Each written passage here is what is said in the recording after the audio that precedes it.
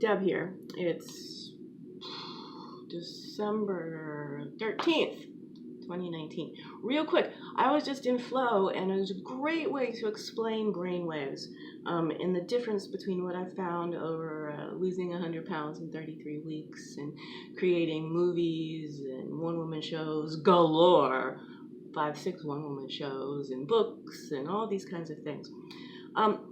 Think of our brain waves and our brain functioning as an old Land Rover that went to Africa in its youth.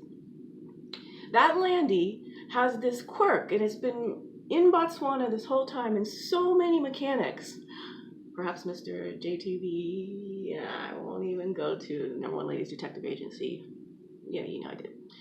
So JLB Matakoni. So anyway, Maramose, big shout out. Big shout out to not just Ma Ramotesway, but Jill Scott. Why not? Bring it all in. That's the movie I created. Has to do with Botswana, and one of the characters is Ma Ramotesway. So, talking about mechanics and landies, as they are known in the terminology of the owner of Londolozi, Boyd Barty, the landy has, many mechanics, many creative. I mean, you just don't, get Ubered parts when you're in Botswana. You make do. So there's this thing where you can go into first and second gear, but if you actually want to get on a road, what you got to do is shift into reverse. And reverse just a little bit. Somehow you just have to put some more oil somewhere. And if you go about 3 seconds backwards, you can stop. And then shift right up into drive. That, my fellow Homo sapiens, is how your brain works. And I literally picked precisely some of the right gears and stuff. So look, beta, alpha, theta, delta. That's what we know about brain waves. They go down from about 24 hertz down to, when you're in sleep, delta, you're 1, 2, 3, 4 tops. And I think that's, of course, when you're in REM and non-REM sleep. When you're in serious non-REM sleep, you're at 1 or 2 hertz, which is the frequency of your heartbeat. 60 to 120 beats per minute is 1 or 2 hertz. So when your brain and heart are in sync, getting real rest, real sleep, you recharge.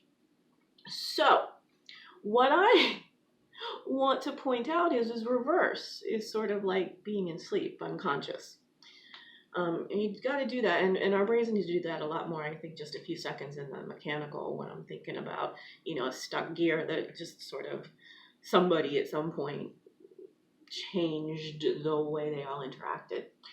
And our brain needs to rest and recharge, and you can't go very often in our modern world from third gear to drive without sleeping. Now, what I consider overdrive, superdrive, is gamma brainwaves. And I'll leave that there to just say that is what we call creative flow. That is that zone, like science term flow, where you're in the zone, where time disappears, where like me right here, and I sort of mention the movie and then I'm giving you metaphors and characters and plot lines, perhaps.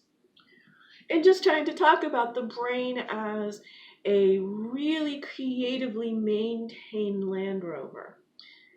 Because in Africa, we're still pretty damn close to optimally human in the evolutionary primal sense. The virus of industrialization and civilization is less prevalent there. And what that means for human ingenuity, creativity, and the way we would prioritize humans' life, mammals, giraffes, gorillas, all these sorts of ways that we interact with life, with the natural world, with our environment, it's going to help point people in America towards how to avoid self-extinction. The product of industrialization right now is we are going to self-extinct. soon. 30, 50 years. There's no way. I have been suffering from global warming for the past 20 years at least, if not all 50 of my years. But the last 20 years, I have intensely suffered. I have been unable to make any